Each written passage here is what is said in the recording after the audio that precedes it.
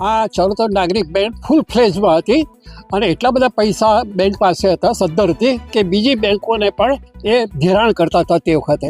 પણ પરિસ્થિતિ એ થઈ કે ફ્રોડ થવાના કારણે આ બેંક ફડચામાં ગઈ. જનરલ મિટિંગની અંદર હું પોતે ગયો હતો અને સુરેશભાઈ દલવાડીએ ચરોતર નાગરિક બેંકનો અહેવાલ આપેલો.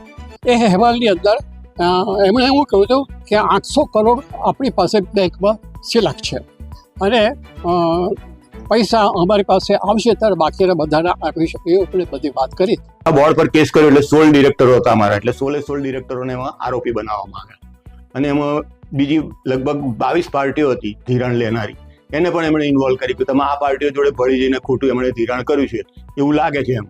એટલે પછી કેસ દાખલ થયો એટલે પોલીસ પછી ફરિયાદ અમે આણંદ પોલીસ સ્ટેશનમાં ફરિયાદ દાખલ કરી.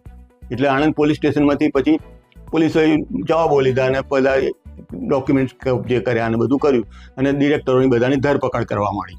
એટલે 16 ડિરેક્ટરોની લગભગ ધરપકડ એ લોકોએ કરી લીધી. જુદા જુદા ટાઈમ માટે એ લોકો રહેલા અને પછી ત્યાર પછી બધા જામીન પર છૂટેલા. આ બાબતમાં એમની ભૂમિકા એટલી કે બોર્ડ ઓફ ડિરેક્ટર્સ હતા, બીજું કોઈ એમણે પોતે ધિરાણ નથી લીધું કે નથી આમાં કંઈ ઇન્વોલ્વ થયા કે નથી કશું એવું જો એમના પોલીસ કેસના પેપર્સમાં કંઈ આવ્યું નથી એવું તે જાણવા છે. અમારી તમામ માહિતીથી અપડેટ રહેવા માટે જોડાયેલા રહો S9 ન્યૂઝ સાથે.